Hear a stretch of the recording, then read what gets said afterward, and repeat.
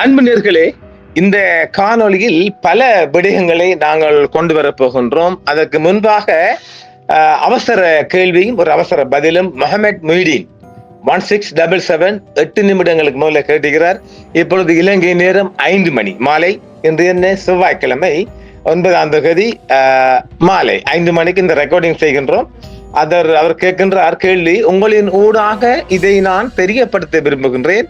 மூதூரில் உள்ள பாதிக்கப்பட்ட மக்களுக்கு உணவுகள் சரிவர சேரவில்லை. அங்குள்ள அதிகாரிகள் அதை சரியாக செயல்படுத்தவில்லை. உண்மைதானே?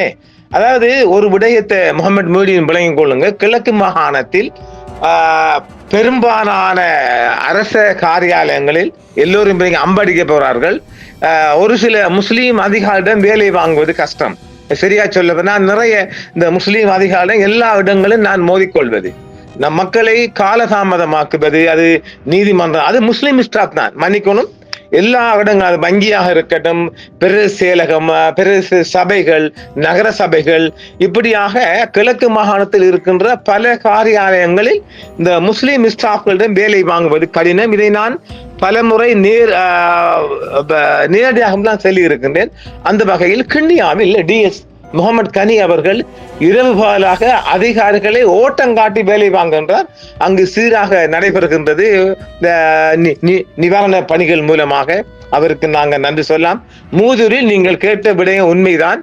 அது அரசாங்க அதிகாரிகளின் அசம்பந்த போக்கு. அது எப்பயும் இருக்குதானே, காலாகாலமாக எப்பயும் உள்ள விடயம் தான், புதிதாக ஒன்றுமில்லை. அது முகமது கனி அவர்கள், அவர் ஒரு முஸ்லிம் நபராக இருந்தாலும் பெருகல் பிரதேசத்தில் போய் தமிழ் மக்களின் ஒட்டுமொத்த மக்களின் மனங்களை வென்றவர் கிண்ணியா டிஎஸ் முகமது கனி அவர்கள். நண்பர் கனி அவர்களுக்கு நாங்கள் இந்த இடத்தில் நன்றி தெரிவிக்கலாம். மூதூரை பத்தி நான் இப்ப சொல்ல போனா எனக்கு வெஹிக்கிள் இறக்கி போட்டு அடிக்க போவாங்க. உண்மைதானே? அதாவது அரசு அதிகாரிகள் அசம்பந்த போக்கினால் தான் உரிய நேரத்தில் மூதூர் மக்களுக்கு சரியான நிவாரணங்கள் கிடைக்கவில்லை. அப்பால் எந்த வேலையும் நடக்கல. இப்பொழுதுதான் கணக்கெடுப்பு நடைபெறுகின்றன. சில கிராம சேவை உத்தியோகஸ்தர்கள் அந்த கணக்கெடுப்பில் அரசாங்கம் கொடுக்கின்ற பிச்சை நிவாரணத்தை கொடுக்கறதுக்கு மறுக்கின்றார்களாம். இது எங்க போய் சொல்றதுக்கு? பாதிக்கப்பட்ட மக்களை கொடுப்பீங்களா? அந்த என்னது லோயர் கேள்வி எடுத்துருவீங்களா? சட்டத்தனது கேள்வி எடுத்துறாங்களா சில சில சில தற்குறிகள். பாதிக்கப்பட்ட மக்கள் பஞ்சத்துல வெள்ளத்துல கிடக்குறான், அவருக்கு அரசாங்கத்துல வந்த நிவாரணத்தை கொடுப்பீங்களா? காசை கொடுப்பீங்களா? அதை விட்டுட்டு தேவையில்லாத கேள்விகளும் தேவையில்லாத அடுக்குமொழி வார்த்தைகளும் அள்ளி செல்வீங்களா? எனவே முகமது மொய்தீன், அது உண்மைதான். இப்பொழுது ஓரளவு நான் இந்த நிமிடம் வரையும் இப்பொழுது நான் மூதூர் பிரதேச செயலகத்துக்கு பிரதேச சபைக்கும் பல முறை தொடர்பு பண்ண பார்த்தேன். ஒருத்தனும் ஆன்சர் பண்றாங்கல்ல. 4 மணிலிருந்து 5 மணி வரை பாக்குறேன். ஒருத்தவங்க கூட ஆன்சர் பண்றாங்கடா. எல்லாரும் செத்து போயிட்டானுங்களா? இந்த மூதூர் பிரதேச சபைக்கிலையும் பிரதேச செயலகத்துக்கு நாங்க இதை முன்வைக்கிறோம். சரி, போகலாம். இந்த செய்தியுடன் முடிகின்றது அந்த கேள்விக்கான பதில். இப்பொழுது பலர் எம்மிடம் கேள்வி தருகின்றார்கள். ரவுஃப் ஹக்கீம் பற்றிய செய்திகள் நான் வழங்குவதில்லை என்றும், அவர் குறித்தான எந்த ஒரு விடயம் நான் பேசுவதில்லை சொல்றாங்க. அடையாப்பா, நாங்க ஆய்வு செய்ற ஆய்வாளர்கள், எங்களுக்கு செய்திகள், இதெல்லாம் செய்திகளை யாராவது நீங்க எங்களுக்கு வாட்ஸ்அப் மூலமாக அனுப்பலாம், மெயில் அனுப்பலாம். அந்த டிவிக்குரிய அந்த சேனலுக்குரிய மெயிலே தந்திருக்கிறாங்க. நீங்க தந்தா தானே நாங்க செய்தியை தெரியலாம். எனக்கும் ரவுஃப் ஹக்கீமுக்கும் எந்த தனிப்பட்ட கோபமும் இல்லை. இதில் என்ன வேடிக்கை என்றால், ஏஎல்எம் நசீர், முன்னாள் அம்பாறை மாவட்டத்தின் அட்டாளச்சேனை, அவர் பொதுவை தொகுதிக்குரியவர் இல்லையா, நசீர் அவர்கள் என்னுடைய குடும்பத்தவர், என் தம்பி. அப்ப அவர் கிழக்கு மாகாண சுகாதார அமைச்சராக இருந்த போது பல இடங்களில் பலமுறை திருவண்ணாமலைக்கு விஜயம் செய்தாலும் நான் அவர் குவார்டர்ஸ்ல பலமுறை சாப்பிட்டு இருக்கிறேன். அவருக்கு நான் கடமைப்பட்டிருக்கிறேன். வேற எந்த ஒரு நாய்க்கும் நான் கடமைப்பட்டில்லை. யாருக்கும் எவனுக்கும் நான் எந்த எம்பி, இப்ப இருக்கிற எம்பியா இருக்கட்டும், முன்னாள் எம்பியா இருக்கட்டும், அம்பாறை டிஸ்ட்ரிக்ட், மட்டக்களப்பு மாவட்டம், திருவண்ணாமலை மாவட்டம், நான் எவனுக்குமே நான் கடமைப்பட்டில்லை. ஆனால் ஏஎல்எம் நசீர் போட்டோ காட்டுறேன் பாருங்க. ஏஎல்எம் நசீர் எம்பி என் குடும்பத்தவர், எங்களுடைய அண்டிர பையன், எனக்கு தம்பி. அதனால் அவருடைய வெஹிக்கிளை பயன்படுத்தியிருக்கிறேன். அவர் எனக்காக ஒரு விடயத்தில் அவர் முன்னாள் முதலமைச்சர் ஏறாவூர் நசீருடன் அவர் முரண்பட்டவர் எனக்காக. அதே போன்று முன்னாள் செயலாளர் முரண்பட்டிருக்கிறார். எனக்கு ஒரு விடயத்துல அவருடைய அசம்பந்த போக்கு காரணமாக ஏஎல்எம் நசீர் எம்பி, முன்னாள் எம்பி அவர்கள் அவருடைய கிழக்கு மாகாண முதலமைச்சின் செயலாளர், அவர் பேர் சொல்ல விரும்பல, அவருடனும் இந்த முதலமைச்சர் நசீர் ஹாபிஸ், அவர் ஹாபிஸ் முன்னுக்கு போடுறாங்க. அவருடைய பேர் நசீர், பிரேக்கெட்டுக்குள்ள ஹாபிஸ். அவருக்கு ஆபீஸ் சம்பந்தம் இல்லை. அவர் காட்டின பந்தோட ஆளை இல்லை. பாத்தீங்களா, எந்த மூலையில ஒங்கி கிடக்கறியா. இனி அதெல்லாம் இட்டு போன இரும்புங்க, வெல்ல முடியாது. அந்த எனக்காக இந்த நசீர் எம்பி அவர்கள் இந்த இருவரும் மோதிக்கொண்டார். அது 2-3 தடவை நான் போய் ஒரு விடயத்துக்காக, ஒரு லைசன் விடயத்தில், அதை வெளிப்படையாக நான் சொல்லுகின்றேன், ஒரு லைசன் விடயத்தில் என்னுடைய பர்சனலாக அந்த விடயத்தில் நசீர் அவர்கள் அந்த செக்ரட்டரியுடனும், அதுவும் அந்த ஒருவர் தான், இந்த நசீர் ஹாபிஸுடன் மோதிக்கொண்டவர். நான் நசீர் எம்பிக்கு கடமைப்பட்டிருக்கிறேன். பல தடவை அவர் பிரியாணி வேணுமா, கோழி பிரியாணி வேணுமா, எப்போது போனாலும் இரவு பட்டால் அவருடைய குவார்டர்ஸ்ல சாப்பிட்டிருக்கிறேன். வேறு எவண்டையும் நான் ஒரு பச்சை தண்ணி கூட அருந்தவில்லை. ஆனால் அவர் கடந்த பொது தேர்தலில் திட்டமிட்டு ரவுஃப் ஹக்கீம்ல தோற்கடிக்கப்பட்டது. அது நாம் எந்த இடத்துக்கும் சொல்லுவோம், திட்டமிட்டு தோற்கடிக்கப்பட்ட நசீர் எம்பி திட்டமிட்டு ஒரு குறுகிய 3000 இப்ப இருக்கிற எம்பி ஒரு 3000 வாக்குகள் வெற்றி பெற்றவர் என்றால், அதே 3000 வாக்குகளை தோற்கடிக்கப்பட்டவர். உள்ளுக்குள்ளே அந்த ஊர்ல இருந்தும் ஒருவர், இப்போது இருக்கிற ஒருவரும் கூட மிகப்பெரிய சத்திராதி வேலை பார்த்து தான் அவர் தோற்கடிக்கப்பட்டார். திட்டமிட்டு தோற்கடிக்கப்பட்டதில் அவர் அதுல தோல்வி காண்டார். இப்பொழுது அது கனடாவில் அவர் சீரும் சிறப்புமாக இருக்கிறார். அவருக்கு நான் கடமைப்பட்டு இருக்கின்றேன். வேற எவனுக்கும் நாம எதிலையும் இப்போதும் எப்போதும் நான் இவங்களுக்கு கடமைப்படவே கிடையாது. மீண்டும் பதிவாக தருகின்றோம். நசீர் எம்பிக்கு மாத்திரம்தான் நான் கடமைப்பட்டிருக்கிறேன். ரவுஃப் ஹக்கீமை நான் நேர பார்த்தும் இல்லை. அவருடைய ஒரு பச்சை தண்ணி அவர் அருந்தியது கிடையாது. அவருக்கு எனக்கும் எந்த ஒரு தனிப்பட்ட கோபதாபமே கிடையாது. அதையும் நம்முடைய மக்கள் புரிஞ்சு கொள்ளுங்க. ஆனால் அவர் இந்த எங்கட மக்கள் நலன் கருதி நான் அவரை மிக அதிகமாக விமர்சனம் செய்திருக்கின்றேன். அது ஒன்றுதான் அவருக்கு எனக்கும் உள்ள ஒரு போட்டி. என்றால் எப்போதும் கல்முனையை துபாய் ஆக்குவேன், இறக்காமத்தை அமெரிக்கா ஆக்குவேன், எப்படி ஒவ்வொரு ஊரக வந்து அப்படித்தான் சொல்லுவார். இப்பொழுது கம்பளையை போய் எந்த ஊருன்னு சொல்ல போறா தெரியல, கம்பளைக்கு போயிருக்கிறார். போயிட்டு மக்கள், அதாவது ஒரு விடயம், வானத்தால் வந்தவர்கள் போன்ற இந்த எம்பிமார்களும் இந்த டுபாக்கூர் எம்பிகளும் அதையெல்லாம் முறியடித்து இருக்கின்றார் இலங்கை நாட்டின் எங்களது ஜனாதிபதி அனுரகுமார திசாநாயக்க அவர்கள், எமது மக்களின் ஜனாதிபதி. அவர் ஒரு வந்து ஹார்ட் ஒர்க்கர், ஃபீல்டு ஒர்க்கர்.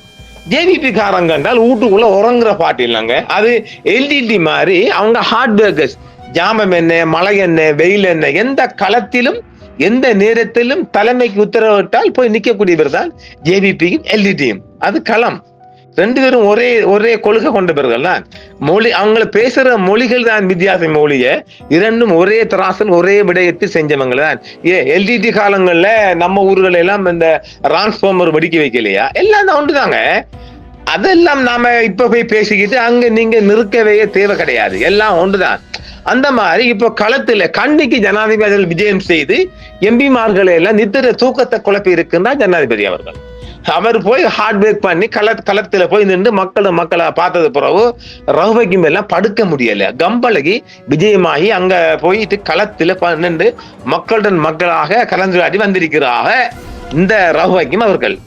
சரி, அது பற்றிய செய்தி கொண்டு தான் நாங்க இப்போ தரப்போறோம். கண்டியில் நடைபெற்ற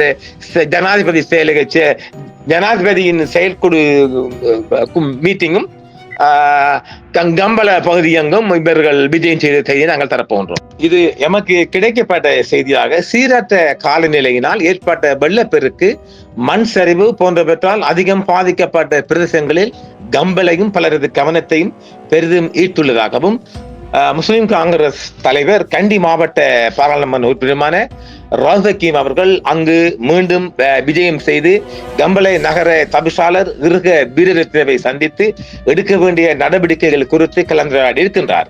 அதை தொடர்ந்து அந்த நகர சபையின் முஸ்லிம் காங்கிரஸ் உறுப்பினர், அங்க அவரை ஒரு ரவுஃப் ஹக்கீம் கட்சி தலைவர் ஒரு மெம்பரும் இருக்கின்றார்களாமே, நகரசபையின் முஸ்லிம் காங்கிரஸ் உறுப்பினர் மியான் மற்றும் உறுப்பினர்களின் ஒத்துழைப்புடன் குவிந்துள்ள குப்பை கூலங்களுக்கெல்லாம் அப்புறப்படுத்தி சுத்திகரிக்கும் பணி நிவாரண வேலைகளுக்கு மத்தியில் தொடர்ந்தும்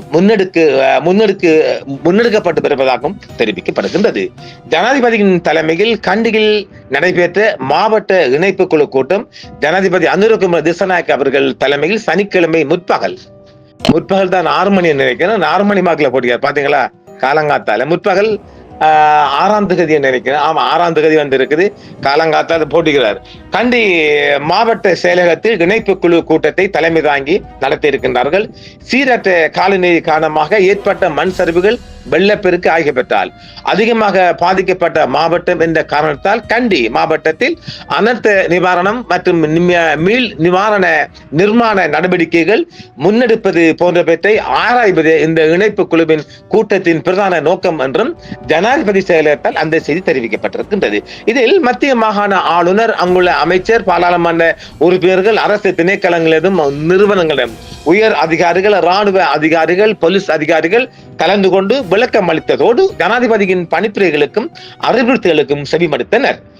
அதன் போது பிந்திய கணிப்பின்படி 1800க்கும் மேற்பட்ட வீடுகளும் கட்டிடங்களும் கிட்டத்தட்ட 5000 ஆயிட்டு, அதாவது பழைய கணக்காரிக்கு 5000 ஆயிட்டு வீடுகளும் கட்டிடங்களும் சேதமடைந்துள்ளதாக கூறப்பட்ட போதிலும் அவற்றில் 750க்கும் மேற்பட்ட வீடுகள் ஏனைய கட்டிடங்களும் முற்றாகவே சேதமடைந்து விட்டதாக கூறப்படுவதை அங்கு சுட்டிக்காட்டிய ரவுஃப் ஹக்கீம் எம்பி அவர்கள் அவற்றை மீண்டும் செப்பனிட அல்லது முழுமையாக நிர்மாணிப்பதற்கு முன்பதாக எந்த ஆபத்தும் இல்லை என தேசிய கட்டிட ஆய்வு நிறுவனம் உரிய முறையில் ஆராய்ந்து உறுதிப்படுத்த வேண்டும் என வலியுறுத்தியிருக்கிறார். சரிதானே?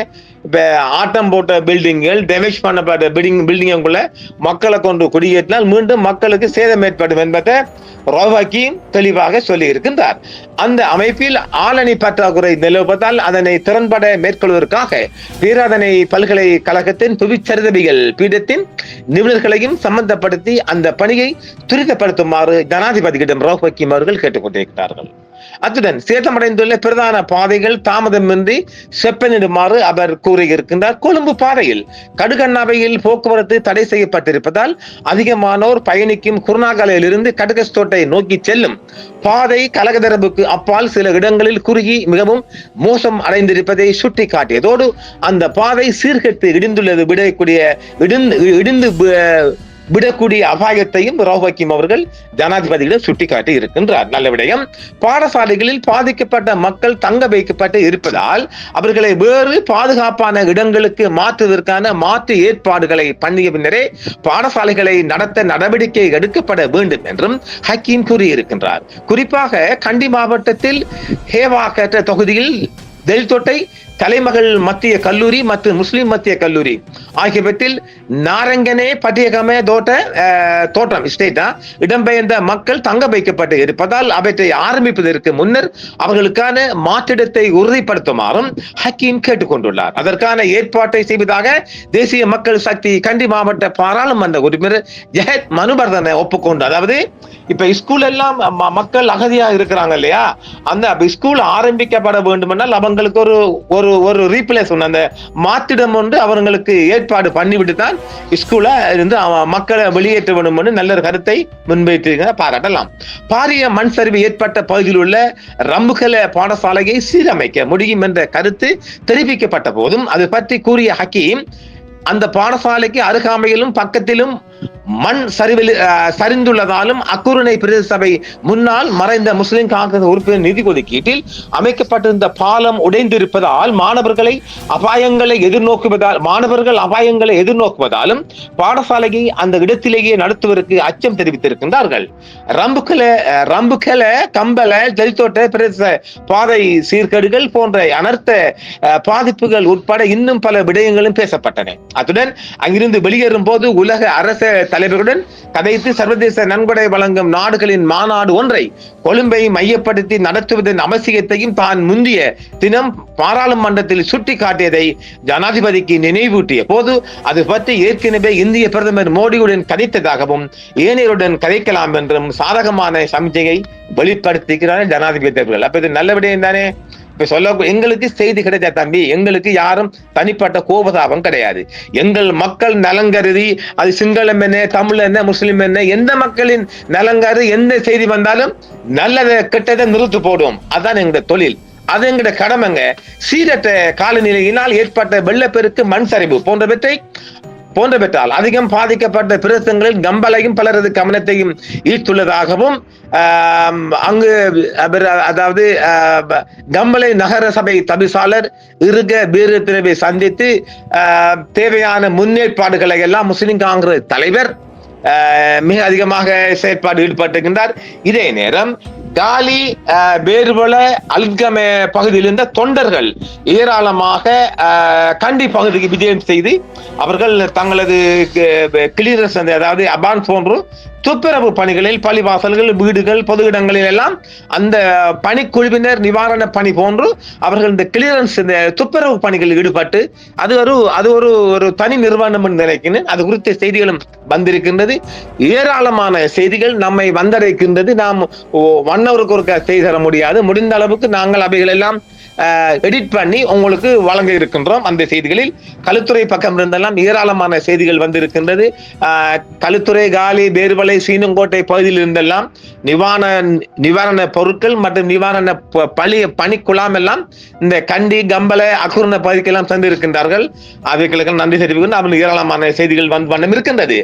அசாதாரண காலநிலைமையின் விளைவாக அதிக அளவிலான உயிரிழப்புகளும் உடைமை இழப்புகளும் சம்பவித்துள்ள சூழ்நிலையில் கண்டி மாவட்ட பாராளுமன்ற உறுப்பினர் ஹக்கீம் அவர்கள் 8ஆம் தேதி திங்கட்கிழமை நேற்று ஒரு மீட்டிங், அதாவது அவங்களோட ஒரு மாவட்ட முஸ்லிம் காங்கிரஸ் மீட்டிங் கொண்ட கண்டியில கூட்டியிருக்கிறார்.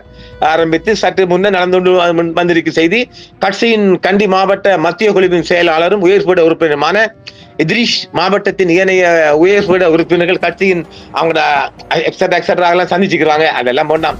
முக்கியமாக பாதிக்கப்பட்ட பல்வேறு பிரதேசங்களிலும் குறிப்பாக கம்பளை, கெலிஓய, கழுகோமுக முதலான இடங்களில் குவிந்துள்ள குப்பை கூலங்களை அகற்றி துப்புரவு செய்யும் பணிகளை விரிவான முறையில் முன்னெடுப்பது பற்றி கலந்துரையாடப்பட்டுள்ளது. வெளியூர்களில் இருந்தும் வருகை தரும் அவங்களே சொல்றாங்க, வெளியூர்களில் இருந்தும் வருகை தரும் தொண்டர்களின் பங்களிப்புடன் இவ்வாறான அவசர நடவடிக்கைகளை வெற்றிகரமாக முன்னெடுப்பது குறித்து இதன் போது விரிவாக கலந்துரையாடப்பட்டுள்ளதாகவும் ஹக்கீம் தரப்பு செய்தி கொண்டு செல்கின்றது.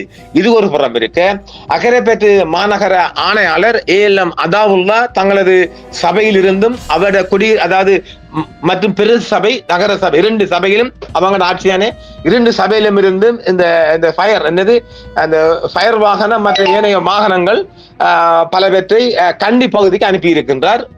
அதாவது நிவாரண பணி போன்று ஏற்கனவே அக்கறைப்பட்ட நிவாரணம் போயிடுச்சு. இப்போ வாகனங்களை, பிரதேச சபைக்கு சொந்தமான வாகனங்களையும் இந்த ஃபயர் வாகனம் என்று சொல்லுது, ஃபயர் வாகனம் எல்லாம் அனுப்பி இருக்கிறார். அங்கிட்டு அந்த கிளியரன்ஸ், அந்த துப்புரவு பணிகள் மற்றும் ஏனைய பணிகளை எல்லாம் கவனிப்புக்காக தங்களது வாகனை அனுப்பி இருக்கிறதாக உத்தியோகபூர்வமாக அவர் நேற்று அறிவித்திருக்கின்றார். அவருக்கும் ஒரு வாழ்த்து தெரிவிக்கலாக இந்த ஒரு இன மதம் கடந்து இந்த உதவிகள் குவிந்த வண்ணம் இருக்கின்றது. மக்கள் இந்த கண்டி அங்கிட்டால வாங்கிட்டுங்கிற மாதிரி இல்ல, கிழக்கிலையும் ஒரு சுனாமி வரப்புறான், ரிட்டர்ன் கொடுக்க ரெடியா இருங்க, அதையும் பார்த்துக் கொள்ளுங்க. இப்பவோ எப்பவோ அடுத்த ஆண்டாவது சுனாமி ஒருத்தன் வரவாது வாய்ப்பு இருக்கு. எப்படியும் வருவான், வந்துதான் ஆகுவான். 10 ஆண்டோ 5 ஆண்டோ 3 ஆண்டோ கடந்து வருவான். அப்போது இந்த கண்டி மக்கள் ரிட்டர்ன் கொடுக்க ரெடியா இருக்கணும். அதான் நடக்குது. அத எங்க ஊர் பாஸ் சொல்ல போனா அத்தத்துக்கு அத்தமன் சொல்லுவாங்க, ரிட்டர்ன், அவ்வளவுதான். எனவே இதில் பல விடயங்கள் தந்திருக்கின்றோம். ஏராளமான செய்திகள் வந்த வண்ணம் இருக்கின்றது. அவைகளை எல்லாம் எடிட் பண்ணி வெட்டி குத்தி எடுத்து நாங்கள் உங்களுக்கு அப்பப்போ தருவோம். செய்தி பழசென்றாலும் லேட்டஸ்டா இருக்கும், அது புரியுங்களா? எனவே அக்கரைப்பற்றிலிருந்து ஏராளமான அவங்கள சபைக்கு சொந்தமான வாகனங்கள் எல்லாம் கண்டிக்கு அனுப்பியாச்சு. அங்க உள்ள ஏரியாக்களில் கிளியரன்ஸ் செய்ய, வெட்ட, எடுக்க, கிளியர் பண்ண எல்லாம் செஞ்சிடும். ஆக இன்னும் ஒரு 10 தினங்களுக்குள் பாதிக்கப்பட்ட பகுதி முழுவதும் புல் கிளியர் ஆகிவிடும். ஆனால் ஒரு துக்ககரமான செய்தி என்னவென்றால், அன்றாட கூலிகள் இருக்க இடமின்றி தத்தளிக்கின்றார்கள். நம்ம ஜனாதிபதி அதுக்கான ஒழுங்கலை செய்தவனம் இருக்கின்றான். டேய் அல்லாஹ் அந்த மலையில வீட்டை கட்டுறாங்கடா, இங்க மக்கள் கஷ்டப்படுது உங்களை பார்த்து ஏற்கனவே பலஸ்தீனத்துல மக்களை பார்த்து இங்க மக்கள் ஒவ்வொரு நாளும் இந்த பள்ளிகளை குனுத்தோதுவதும் இப்படி பல வகையான அந்த மனதை உருக்கும் சம்பவங்கள் நடைபெற்று வருகிறது. இவர்கள் கொண்டு இந்த மலைக்கு மேல வீட்டை கட்டிட்டு எங்களுக்கு கஷ்டம் இருக்குப்பா. இனிமேல் நம்ம ஜனாதிபதி மலைக்கு மேல வீடு கட்டுறதுக்கு பெர்மிஷன் தாரல அந்த முடிவுக்கு வந்தீங்க. நீங்க கட்டிப்படி சாவப்பான எங்களுக்கு கஷ்டம் மாதிரி. எனவே மீண்டும் மற்றொரு பதிவை சந்திப்போம். மீண்டும் சொல்கின்றோம், எந்த ஒரு அரசியல்வாதிகளிடம் எனக்கு தனிப்பட்ட கோபமே கிடையாது. நம்ம மக்களின் நலன் கருதி நல்லது செய்கின்ற போது வருகின்ற செய்திகளை அப்படியே பிரட்டி தந்துடுவோம். கெட்டது செய்கின்ற போது தூத்துவோம். நாங்கள் ஒன்றுக்கு பல முறை தூற்றுவோம். கேட்டா கேளு செய்து போயிட்டு நீங்க திட்டுறீங்கன்னா நாங்க செய்தி போட மாட்டோமா? எங்க தொழிலே செய்திப்பா. மிக நீண்ட கால செய்தியாளர். இன்று நேத்து முளைச்ச காலாங்குஞ்சு இல்ல, வெங்கட குற்றங்கூர் அத்தனை எமக்கு தெரியும். எனவே அது தேர்தல் வருகின்ற காலங்களில் நாம உரிச்சு எடுப்போம். ரஹூப் ஹக்கீம் அவர கம்பெனி எல்லாம் இப்போ தேர்தல் காலம் இல்லையே, அதனால் இப்பொழுது ரஹூப் ஹக்கீம் எல்லாம் தூற்றும் காலம் இதுவல்ல. அதுக்குரிய காலம் வருகின்ற போது நாங்கள் அடிப்போம். அடிக்கிற நேரம் பார்த்து சரியா அடிப்போம், கரெக்டா அடிப்போம். எனவே பார்ப்போம். இந்த மக்கள், அதாவது நாடு முழுவதும் மக்கள் ஜேவிபியின் பக்கம் போய் சேர போறாங்க. இப்ப இவங்க ஒரு முடிவுக்கு வந்தாகணும். அது குறித்து நாங்கள் மற்றொரு காணொலி பார்ப்போம். நன்றி நேர்களே. என்றும் உங்களுடன் சன்ரைஸ் இந்தியா டிவி சப்ஸ்கிரைப் பண்ணுங்கள், பெல் பட்டனையும் கிளிக் செய்யுங்கள். உங்கள் ஆதரவே எங்கள் சேவை. ஆதரவு தாருங்கள், அரவணைப்போம். மறக்காம சர்ப்ரைஸ் பண்ணுங்க. தேங்க்யூ.